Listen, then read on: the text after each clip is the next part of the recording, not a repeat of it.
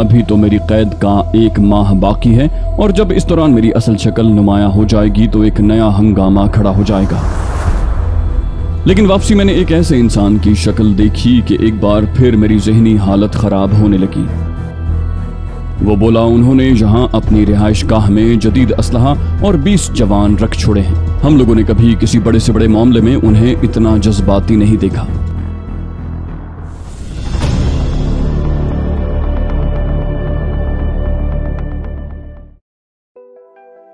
Chicago jail की कैद में 2 माह गुजर चुके थे। इस दौरान कोई खास बात नहीं हुई थी, लेकिन एक सुबह मैं फिर शदीद जहनी खलजान का शिकार हो गया। मुझे शेव करने का सामान फराहम किया गया था। शेव करते वक्त जब मैंने आईने में अपना चेहरा देखा तो मेरा दिल उछलकर हलक में आ गया। मैंने अपने चेहरे के उन उभरे हुए हिस्सों में नुमायां कमी महसूस की थी जिन्होंने मेरी शक्ल बदल दी थी। मैं खौफ से लरस कर रह गया। मेरा जहन पिंगली के उन अल्फाज की गर्दान करने लगा कि ये मेकअप 2-3 माह के अंदर अंदर खुद साफ हो जाएगा और मेरी असल शक्ल नमूदार हो जाएगी। हाँ, अगर कभी मैं खुद इसे साफ करने की जरूरत महसूस करूं तो लीमू का अर्क इस्तेमाल कर सकता हूं। चंद लम्हात के लिए मैं साकित सा रह गया। फिर मेरे साथी ने मुझे टोका तो मैं दोबारा शेव बनाने में मसरूफ हो गया, लेकिन हाथ मन भर के हो रहे थे। अभी तो मेरी कैद का 1 माह बाकी है और जब इस दौरान मेरी असल शक्ल नुमायां हो जाएगी तो एक नया हंगामा खड़ा हो जाएगा। मुझे पहचान लिया जाएगा और उसके बाद तो पुलिस को कोई तगोदौ भी नहीं करनी पड़ेगी। मुजरिम तो उनके कब्जे में है। 5 मौजज़ लोगों का कातिल जो सिर्फ 3 माह की कैद भुगत रहा है। अमरीकी अखबारात को एक जबरदस्त मौजू मिलेगा। मेरी इतनी पब्लिसिटी हुई थी कि अब मैं सोच भी नहीं सकता था कि ये लोग मुझे पहचान नहीं सकेंगे। उस वक्त क्या होगा? मेरा जहन फैसला करने से कासिर था। कोई ऐसी सूरत नहीं थी कि मैं आने वाले बुरे वक्त से खुद को बचा सकता। जेल में चंद कैदियों से दोस्ती हो गई थी और खाली वक्त में हम खुशगपियां कर लेते थे, लेकिन अब उनके दरमियान मेरा दिल नहीं लग रहा था। अब दिन रात यही जहनी खलिश मुझे खाए जा रही थी। रोजाना ही मैं किसी न किसी तौर अपनी शक्ल देख लेता और मुझे अपने खद्दोखाल में नुमाया फर्क महसूस होने लगता। यूं भी उस मेकअप के 3 माह पूरे होते जा रहे थे। जिस दिन मेरे साथी ने मुझे टोका, मैं सारी रात सो भी न सका। उसने मेरा चेहरा देखते हुए कहा था, एंड्रयू, क्या तुम इन दिनों फिक्रमंद रहने लगे हो? मैंने पूछा, क्यों? उसने कहा, तुम कमजोर होते जा रहे हो। मैंने कहा, मेरा ख्याल है ऐसी तो कोई बात नहीं, मैं खुद को पहले की मानंद महसूस करता हूँ। मेरे साथी ने कहा, तुम्हारा चेहरा बताता है। मेरा दिल दहल उठा। चंद लम्हात मैं बोल भी न सका था। फिर मैंने हवास मुजतमा करके पूछा, क्या बताता है मेरा चेहरा? वो बोला, यही कि तुम दुबले हो रहे हो। पहले तुम्हारा चेहरा काफी चौड़ा था और खद्दोखाल भरे भरे थे, लेकिन अब एक नई ही शक्ल बनती जा रही है। मैंने उकताए हुए लहजे में कहा, शायद। उसने तसल्ली देते हुए कहा, मेरे ख्याल में तुम्हें इस कदर फिक्रमंद नहीं रहना चाहिए। अब तो तुम्हारी रिहाई के भी चंद रोज बाकी रह गए हैं। मैंने गहरी सांस लेकर कहा, हाँ, और यही रात मेरे जागने की रात थी। उस रात की सुबह मैं किसी कदर निढाल था जिसे मेरे साथी ने बखूबी महसूस किया था और शायद उसने कैदियों के किसी निगरान से मेरी बीमारी का तस्करा कर दिया था। ठीक 12 बजे मुझे जेल के अस्पताल में पहुंचा दिया गया, जहां मेरा मुआयना हुआ। डॉक्टरों ने मुझसे मेरी बीमारी के बारे में सवालात किए और मैंने फीकी सी मुस्कुराहट के साथ कहा, नहीं जनाब, मुझे कोई बीमारी नहीं है। बस यही सोचता हूँ कि रिहाई के बाद मेरे लिए फिर मुश्किलात के दौर का आगाज हो जाएगा। एक डॉक्टर ने कहा, तुम्हारे बारे में तो ये सुना गया है कि तुम्हें अमेरिका से वापस तुम्हारे मुल्क भिजवा दिया जाएगा। अपने वतन जाने से कतराते हो? मैंने कहा, हाँ, कुछ जाती मामलात हैं और कोई खास बात नहीं। वैसे मुझे ताकत के कुछ इंजेक्शन दिए गए, एक टॉनिक भी दिया गया और फिर वापस भिजवा दिया गया। लेकिन वापसी मैंने एक ऐसे इंसान की शक्ल देखी कि एक बार फिर मेरी जहनी हालत खराब होने लगी। हालांकि मैंने पिंगली से सिर्फ मुख्तसर सी बात की थी, लेकिन उसकी शक्ल ऐसी नहीं थी जिसे मैं फरामोश कर सकता। वो पिंगली ही था। उसके जिस्म पर भी कैदियों का लिबास था और वो पुलिस की तहवील में जा रहा था। मुझे देखकर उसने बड़े गैर महसूस अंदाज में आंख दबाई और फिर बेपरवाही से आगे बढ़ गया। उस जहनी खलिश का मैं सही अल्फाज में इजहार नहीं कर सकता था जो उन लम्हात में मुझ पर तारी थी। मैं सख्त बेचैनी का शिकार था। सारा दिन गुजर गया और मुझे एहसास भी न हो सका। फिर शाम हुई और दफतन मैंने पिंगली को पुलिस वाले के साथ अपनी तरफ आते देखा। उसे हमारी रिहाइश गाह में पहुंचा दिया गया और पुलिस वाले ने मुस्कुराते हुए कहा, मिस्टर एंड्रयू और मिस्टर जॉन, अपने इस नए साथी को वसूल करो और इसकी चूंचा से लुत्फानंदोज हो। उसने बाहर से ताला लगाते हुए कहा और पिंगली ने गर्दन झुका ली। मेरा साथी जॉन मुस्कुराने लगा। फिर उसने पिंगली से पूछा, क्यों मिस्टर, क्या तुम सिर्फ चूंचा कर सकते हो या हमारी जबान भी बोल सकते हो? वो बोला, क्यों नहीं जनाब, लेकिन अफसोस आप मेरी जबान में चूंचा नहीं कर सकते, इस तरह मुझे आप पर फौकियत हासिल है। जॉन ने कहा, ओह बहुत खूब, लेकिन ये बात तुम्हारे हक में है, वरना हम दोनों तुम्हें अपने दरमियान पसंद न करते। पिंगली ने मुस्कुराते हुए कहा, अमरीकियों की फराख दिली से मैं बखूबी वाकिफ हूँ। जॉन ने कहा लगाया, बोला, लेकिन तुम्हें ये सुनकर खुशी होगी कि एंड्रयू आयरलैंड का बाशिंदा है और मेरा ताल्लुक कनाडा से है, इसलिए हम लोगों ने तुम्हारी बात का कतई बुरा नहीं माना। अमरीकियों के बारे में तुम और भी बहुत कुछ कह सकते हो, जॉन ने खुश दिली से कहा और पिंगली मुस्कुराने लगा। उसने कहा, तब ठीक है, इसका मतलब यह है कि मैंने अपने आर्जी साथियों का माकूल इंतखाब किया है। जॉन ने पूछा, क्या तुमने जानबूझकर हमारे साथ रहना पसंद किया है? पिंगली बोला, 100%। उन्होंने मुझसे पूछा तो मैंने तुम लोगों की तरफ इशारा कर दिया और वो मुझे यहाँ छोड़ गए।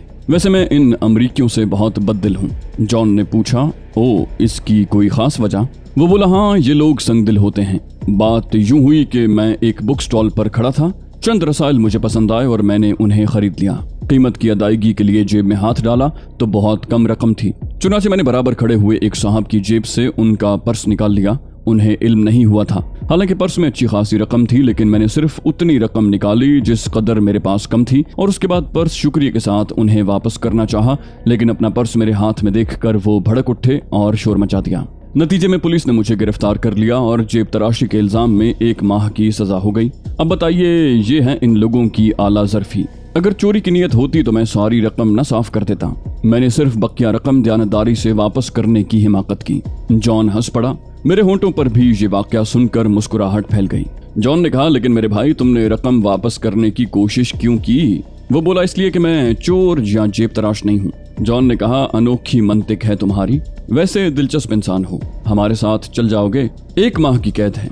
पिंगली ने बेजारी से कहा, हाँ पूरे 1 माह की। फिर खामोश हो गया। उसने मुझसे अदम शनासाई का इजहार किया था, इसलिए मैंने भी उससे वाजबी सी गुफ्तगू की और वक्त गुजारता रहा। मैंने अंदाजा लगा लिया था कि पिंगली की आमद खाली अज इल्लत नहीं। वैसे उसे यहाँ देखकर मैं शदीद हैरान हुआ था। मेरे जहन में बहुत से सवालात मचल रहे थे, लेकिन कमबख्त जॉन की मौजूदगी माने थी। मैं उससे गुफ्तगू नहीं कर सकता था। खासी रात हो गई, चारों तरफ सन्नाटा छाया हुआ था। जेल खाने का वो बड़ा गेट बंद हो गया था जो बाहर जाने के सारे रास्ते मसदूद कर देता था। कैदी सो चुके थे। जॉन अपने तख्ते पर बैठा गहरी गहरी सांसें ले रहा था, जिससे अंदाजा होता था कि वो सो चुका है। तब पिंगली उठा। मैंने उसे अपने सर में कुछ टटोलते हुए देखा और फिर उसने अपने घने बालों के अंदर से एक छोटी सी शीशी निकाल ली और फिर अपने तख्ते से उतरकर जमीन पर बैठ गया। मैं उसे बगौर देख रहा था। आहिस्ता आहिस्ता वो जॉन की तरफ बढ़ने लगा। सोए हुए जॉन को कोई एहसास नहीं हुआ था। पिंगली ने नन्ही सी शीशी का कॉक खोलकर शीशी उसकी नाक के सामने लहराई। क्लोरोफॉर्म की बू मेरी नाक से भी टकराई थी। मैंने चुटकी से नाक दबा ली। सिर्फ चंद लम्हात के बाद पिंगली ने शीशी बंद की और फिर उसे एक तरफ डाल दिया। उसके बाद उसने जॉन को झंझोड़ा, मिस्टर जॉन, क्या आप जाग रहे हैं? लेकिन जॉन की आवाज सुनाई न दी। क्लोरोफॉर्म असर कर चुका था। तब पिंगली मेरी तरफ देखकर मुस्कुराने लगा। मैं उठकर तख्ते पर बैठ गया। वो बोला, हेलो मिस्टर अली, कैसे मिजाज हैं? मैंने कहा, मेरे मिजाज तो तुमने देख लिए, अब तुम सुनाओ। उसने मुस्कुराते हुए कहा, बिल्कुल ठीक, तुम्हारी खिदमत के लिए हर वक्त तैयार। मैंने पूछा, मिस्टर जोशू के कैसे मिजाज हैं? वो बोला, वो भी बिल्कुल ठीक हैं और तुम्हारी बेहतरी के ख्वाह हैं। पिछले दिनों से तुम्हारे बारे में बहुत परेशान थे। मैंने मुस्कुराते हुए पूछा, अच्छा क्यों? पिंगली ने मुस्कुराते हुए कहा, मेकअप की वजह से, क्योंकि मेकअप का वक्त पूरा हो रहा था। बिलाखिर ये तरीका मुनासिब समझा गया कि मैं 1 माह की सजा काट लूं। उसकी बात सुनकर मैं थूक निगल कर रह गया। कहा, इसका मतलब है मिस्टर जोशू मेरे हालात से बाखबर हैं। पिंगली ने हैरत से कहा, क्या मतलब? मैंने लुकनत ज़दा लहजे में कहा, मतलब ये कि तुम लोगों को मेरे बारे में सब कुछ मालूम है। वो बोला, ना मालूम होने की क्या वजह थी? हम एक एक लम्हे आप पर निगाह रख रहे हैं, किसी भी मकाम पर आपको तन्हा नहीं छोड़ा गया। मेरा सर चकराने लगा। मेरी समझ में नहीं आ रहा था कि अब क्या कहूँ। मैं तो अपनी जिंदगी के संगीन तरीन हालात से दो चार था और ये लोग इस बात से मुतमईन थे कि जो कुछ हो रहा है ठीक हो रहा है। देर तक खामोशी रही। फिर पिंगली ने कहा, मेरे ख्याल में पहले हम अपना काम मुकम्मल कर लें, उसके बाद बाकी बातें करेंगे। वक्त के बारे में कुछ नहीं कहा जा सकता कि वो क्या रुख इख्तियार करेगा, चुनाचे हमें अपना काम पूरा कर लेना चाहिए।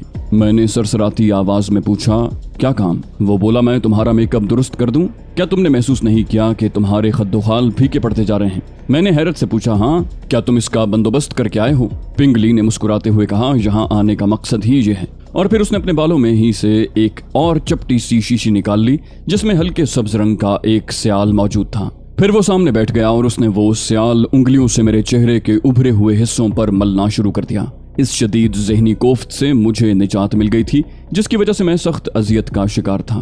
पिंगली 15 मिनट तक मसरूफ रहा और फिर उसने मुतमईन अंदाज में गर्दन हिलाई और मुस्कुराने लगा। मैंने पूछा, काम हो गया पिंगली? वो बोला, मुकम्मल। मैं जरा ये दोनों शीशियां जाया कराऊं, उसके बाद बातें करेंगे। उसने क्लोरोफॉर्म की शीशी भी उठाई और फिर बाथरूम की तरफ बढ़ गया। मैं अपने चेहरे के उभरते हुए हिस्सों को टटोल रहा था। जोशु एक बार फिर मेरे जहन में उभर आया था। उस बेचारे ने मुझे नजरअंदाज नहीं किया था, लेकिन वो उन सारे मामलात से मुतमईन क्यों था? क्या सब कुछ उसकी मर्जी के मुताबिक हुआ था? लेकिन मेरा तो ख्याल था कि मैंने खुद को छुपाने और किसी बड़ी मुसीबत से बचने के लिए सख्त मेहनत की है। ये जानकर बड़ा अजीब एहसास हुआ कि मेरी सारी जिद्दोजहद जोशु की मरहून मिन्नत थी।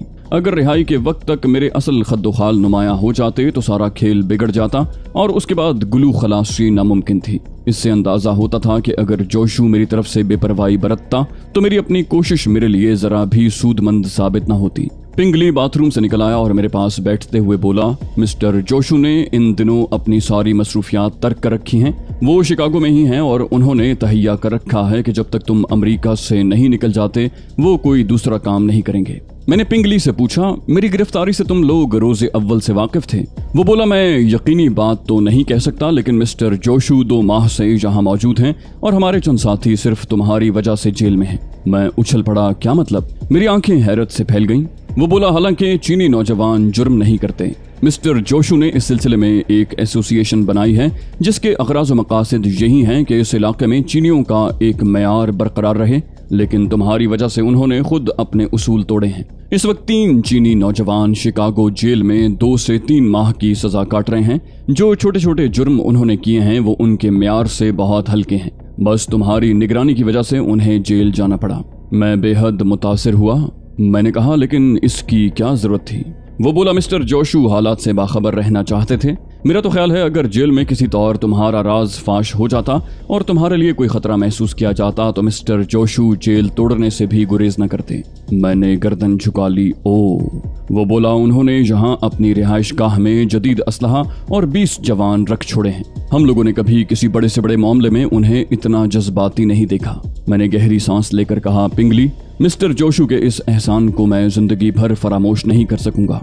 वो बोला, ये एहसान जाती बुनियाद पर नहीं है दोस्त। चीन पाकिस्तान का दोस्त है। ये दोस्ती सिर्फ सरहदी नहीं है, बल्कि हम जहां भी हैं अपने दोस्तों को अजीज रखते हैं। मैंने कहा, मिस्टर जोशु के सामने मेरे जज्बात का इजहार कर देना। पिंगली ने मुस्कुराते हुए कहा, तुम्हें खुद इसका मौका मिलेगा। मैंने घबरा कर पूछा, वो कैसे? पिंगली ने कहा, तुम्हें अमेरिका से इंग्लिस्तान भिजवा दिया जाएगा। उससे कबल मिस्टर जोशु तुमसे मुलाकात करेंगे। मैंने कहा, ओ, ये मेरी दिली ख्वाहिश भी है। क्या इस सिलसिले में कोई पैगाम है मेरे लिए? वो बोला, नहीं। मिस्टर जोशु ने इस बारे में कुछ नहीं कहा। मैं खामोश हो गया। उसके बाद थोड़ी देर तक हम दोनों गुफ्तगू करते रहे। फिर पिंगली ने कहा, कल मैं जॉन से झगड़ा कर लूंगा और उसके बाद यहाँ से किसी दूसरी जगह मुंतकिल हो जाऊंगा। तुम्हारे नजदीक रहकर मैं किसी शुबे को जन्म नहीं दे सकता। मैंने गहरी सांस लेकर कहा, ठीक है। और दूसरी सुबह पिंगली ने यही किया। उसने जॉन से सख्त लहजे में कहा कि वो रात को सोते हुए बहुत जोर से खर्राटे लेता है। जॉन इस बात पर बिगड़ गया। उसने मेरी तरफ इशारा करते हुए कहा, तुम बकवास करते हो। मेरे दोस्त को आज तक ये शिकायत नहीं हुई। पिंगली बोला, इसलिए कि वो तुम्हारा दोस्त है, लेकिन आज रात मैं ये बर्दाश्त नहीं करूंगा। अगर तुमने सोते हुए शोर मचाया तो मैं तुम्हारी गर्दन दबा दूंगा। इस जुमले पर बात बढ़ गई और मुहाफिजों को मुदाखलत करनी पड़ी। बहरहाल इस बात का आसान हल था। पिंगली को दूसरी जगह मुंतकिल कर दिया गया और उसके बाद मेरी उससे मुलाकात न हुई, लेकिन वो मेरे लिए सोचने को बहुत कुछ छोड़ गया था। जोशु का अमल मेरे नजदीक बहुत हैरत अंगेज था। मैं तो कदम कदम पर हिरासा रहा था और ये सोचता रहा था कि बस अब मेरा राज फाश हुआ, लेकिन जोशु कुछ और ही सोच रहा था। जरा सा गौर करने से इस बात की तस्दीक भी हो जाती थी। मसलन मेरा पासपोर्ट और दूसरे कागजात, ये दोनों चीजें इस कदर मुकम्मल थीं कि अमेरिकी पुलिस भी उन पर शक न कर सकी थी। अगर किसी तौर ये दोनों चीजें जाली साबित हो जाती या उनमें कोई सुकुम होता तो मामला बेहद खराब हो जाता। कैद के दिन गुजरते रहे और फिर एक शाम मुझे जेल के ऑफिस में तलब कर लिया गया। यहाँ कुछ पुलिस अफसरान बैठे हुए थे। एक बावर्दी पुलिस अफसर ने मुझे घूरते हुए कहा, मिस्टर एंड्रयू एलिस, तुम्हारी सजा का वक्त पूरा हो गया है और जैसा कि हुकूमत अमेरिका ने तुम्हारे बारे में फैसला किया था कि तुम्हें नापसंदीदा शख्सियत करार देकर यहाँ से निकाल दिया जाएगा, उसके तहत कल सुबह 9 बजे तुम्हें उस तैयारे में सवार कर दिया जाएगा जो तुम्हें इंग्लिस्तान पहुँचा देगा। चुनाचे आज रात तुम हुकूमत अमेरिका के मेहमान की हैसियत रखते हो। होटल एमिकाज में तुम्हारे लिए कमरा बुक है और ये रात तुम पुलिस की निगरानी में उस होटल में गुजारोगे। तुम्हारे मेजबान मिस्टर फील्ड हैं। उसने एक सादा लिबास शख्स की तरफ इशारा किया।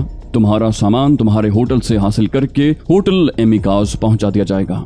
बाकी चीजें मिस्टर फील्ड तुम्हें होटल में फराहम कर देंगे।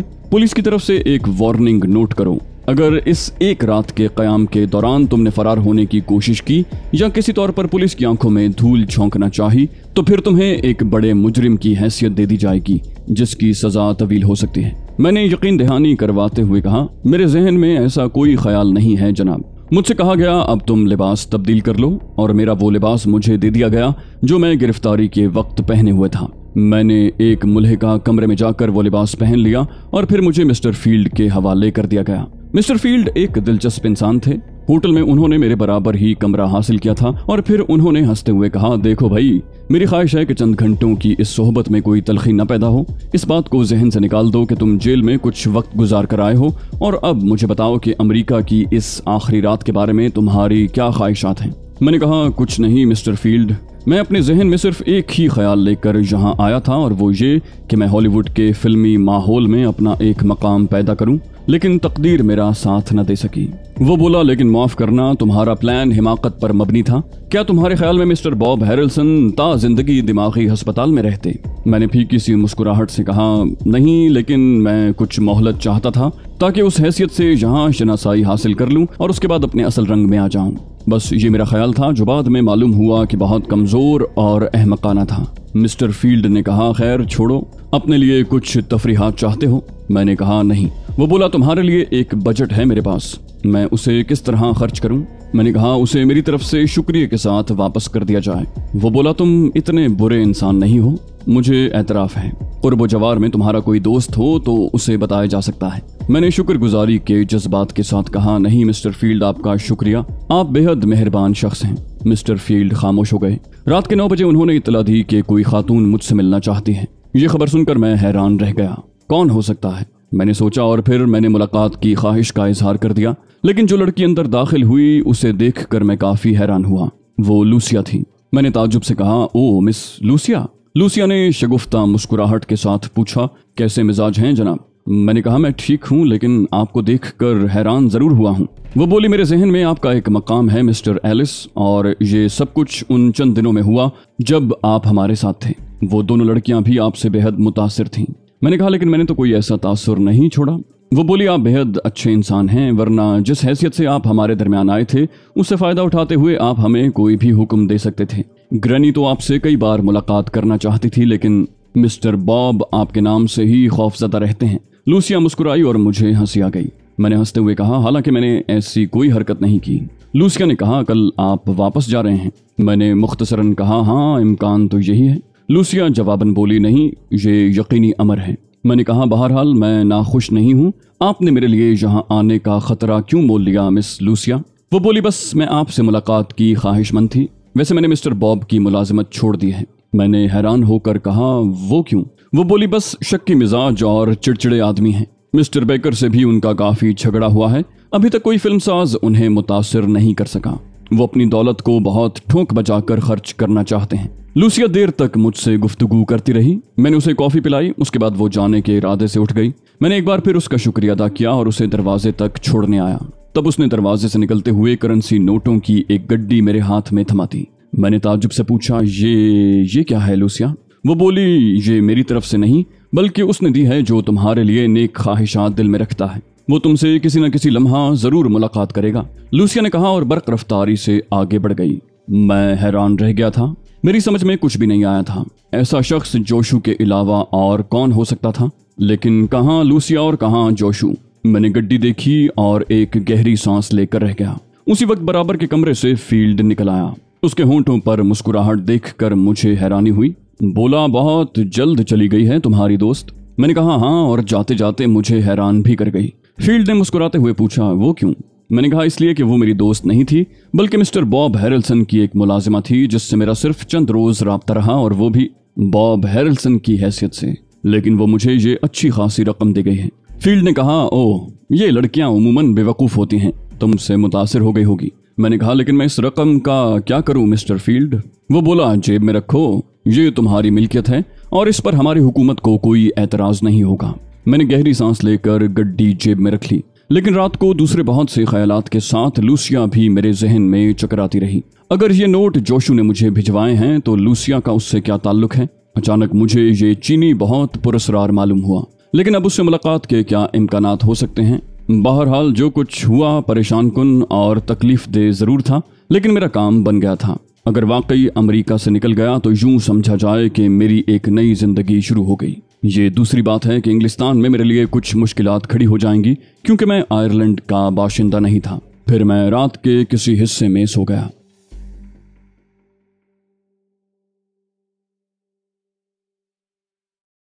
तो दोस्तों, ये थी हमारी आज की एपिसोड। उम्मीद करते हैं आपको हमारी कहानी पसंद आई होगी। जाने से पहले इस वीडियो को लाइक कीजिए और शेयर करना मत भूलिए। कमेंट करके हमें बताइए कि आपको हमारी वीडियो कैसी लगी। और अगर अभी तक आपने इस चैनल को सब्सक्राइब नहीं किया तो इसे सब्सक्राइब कीजिए और बेल आइकन दबाकर ऑल नोटिफिकेशंस ऑन कर लीजिए।